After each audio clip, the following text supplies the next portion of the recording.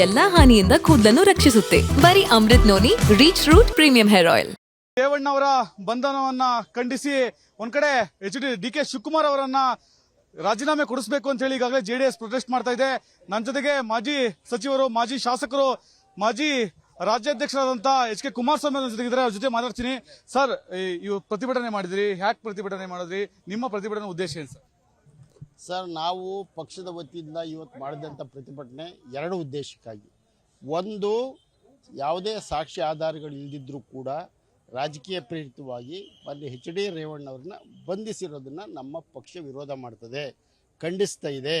ಯಾವುದೇ ಅದಕ್ಕಿಂತ ಘೋರ ಅಪರಾಧ ಮಾಡಿ ಸಾಕ್ಷಿ ಇರೋವನ್ನೇ ಕೈ ಬಿಟ್ಟಿದ್ದಾರೆ ಯಾರು? ಸರ್ಕಾರ.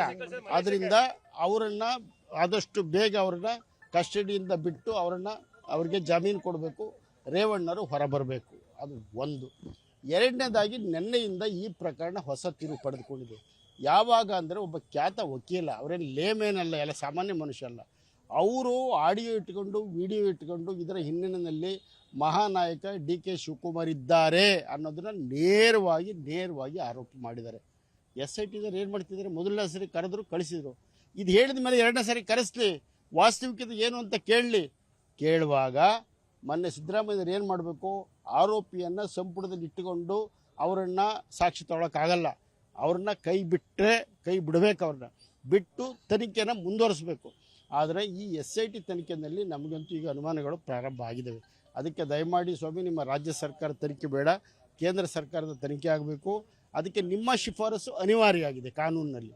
ಅದಕ್ಕೆ ನೀವು ಶಿಫಾರಸು ಮಾಡಿ, ಒತ್ತಾಯ ಮಾಡಿ, ಇಡೀ ಪ್ರಕರಣವನ್ನು ಪ್ರಾರಂಭದವರಿಂದ ಈವರೆಗೂ ಮುಂದೆ ಆಗ್ತಕ್ಕಂಥ ಅನಾಹುತಗಳಿಗೂ CBIಗೆ ವಹಿಸಿ ನ್ಯಾಯ ದೊರಕಲಿ, ಎಲ್ರಿಗೂ ಸಂತ್ರಸ್ತರಾದಿಯಾಗಿ ಎಲ್ಲರೂ ಕೂಡ ನ್ಯಾಯ ದೊರಕಬೇಕು ಅನ್ನೋದು ನಮ್ಮ ಪಕ್ಷದ ಒತ್ತಾಯ. ಈಗ ನಿನ್ನೆ ಒಂದು ಆಡಿಯೋ ರಿಲೀಸ್ ಆಗಿದೆ ಡಿ.ಕೆ. ಶಿವಕುಮಾರ್ ಜೊತೆಗೆ ಇಲ್ಲಿ ಜಿಲ್ಲಾ ನಾಯಕರು ಕೂಡ, ಕೆಲವರು ಕಾಂಗ್ರೆಸ್ ಅಭ್ಯರ್ಥಿ ಶ್ರೇಯಸ್ ಪಟೇಲ್ ಕೂಡ ಕೇಳಿ ಬರ್ತಿದೆ. ಅದ್ರ ಬಗ್ಗೆ ಹೇಳ್ತಾರೆ ಅವರು. ಡಿ.ಕೆ. ಶಿವಕುಮಾರ್ ಒಬ್ಬರ ಮೇಲೆ ಅಲ್ಲ, ಅನೇಕ ವಿಷಯಗಳನ್ನ ಪ್ರಸ್ತಾಪ ಮಾಡಿದ್ದಾರೆ. ಈ ಎಲ್ಲ ವಿಷಯಗಳನ್ನು ಕೂಡ ಅವರು ಅದನ್ನು ತನಿಖೆ ಮಾಡೋದು ಭಾಳ ಒಳ್ಳೆಯದು. ಆಗ ನಿಜಾಂಶ ಏನು ಅಂತ ಹೊರಗಡೆ ಬರುತ್ತೆ, ತನಿಖೆ ಮಾಡಲಿ, ಎಲ್ಲನೂ ಮಾಡಲಿ. ಎಲ್ಲರೂ ನೋಡಿ, ಅವರೊಂದು 30-40 ಜನ ತಂಡ ಮಾಡಿದ್ದಾರೆ. ಏನು ಮಾಡಿದ್ರೆ ತಂಡ? ಬರೀ ತಂಡ ರಚಿಸಿ ಸಂಖ್ಯೆ ಕೊಟ್ಟರೆ ಸಾಲದು, ಅವ್ರಿಗೆ ಡಿವೈಡ್ ಮಾಡಿ ಕೆಲಸ ವಹಿಸಲಿ, ಇಂಥವ್ರದ್ದು ಅಂತ ಮಾಡಲಿ. ಆಗಲ್ಲ ಅಂದರೆ ಬೇರೆ ತನಿಖೆ ಮಾಡಿ. ನನ್ನ ಜೀವನದಲ್ಲಿ ನಾನು ಮಾತ್ರವಲ್ಲ, ನನ್ನ ಕೂದಲು ಕೂಡ ಆಗಿರ್ಬೇಕು ಸ್ಟ್ರಾಂಗ್ ಅಂಡ್ ಸ್ಟೈಲಿಶ್. ಬರೀ Amrit noni reach root premium hair oil ನೊಂದಿಗೆ. Reach root premium hair oil. ಒತ್ತಾಯ ಮಾಡಿ, ಇಡೀ ಪ್ರಕರಣವನ್ನು ಪ್ರಾರಂಭದವರಿಂದ ಈವರೆಗೂ ಮುಂದೆ ಆಗ್ತಕ್ಕಂಥ ಅನಾಹುತಗಳಿಗೂ CBIಗೆ ವಹಿಸಿ ನ್ಯಾಯ ದೊರಕಲಿ, ಎಲ್ರಿಗೂ ಸಂತ್ರಸ್ತರಾದಿಯಾಗಿ ಎಲ್ಲರೂ ಕೂಡ ನ್ಯಾಯ ದೊರಕಬೇಕು ಅನ್ನೋದು ನಮ್ಮ ಪಕ್ಷದ ಒತ್ತಾಯ.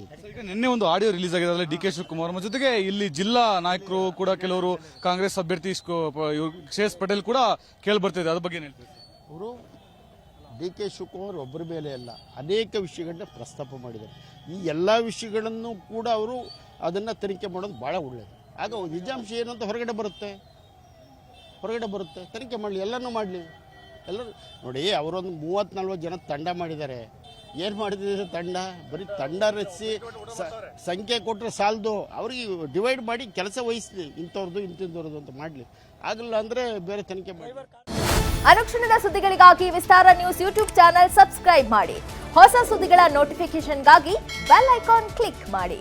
ಲೇಟೆಸ್ಟ್ ಅಪ್ಡೇಟ್ಸ್ಗಾಗಿ www.vistaranews.com ವೆಬ್ಸೈಟ್ಗೆ ವಿಸಿಟ್ ಮಾಡಿ. ಅಂಗೈಯಲ್ಲೇ ಜಗತ್ತಿನ ಸುದ್ದಿ ತಿಳಿಯಲು ವಿಸ್ತಾರ ನ್ಯೂಸ್ ಕನ್ನಡ ಆಪ್ ಡೌನ್ಲೋಡ್ ಮಾಡಿ.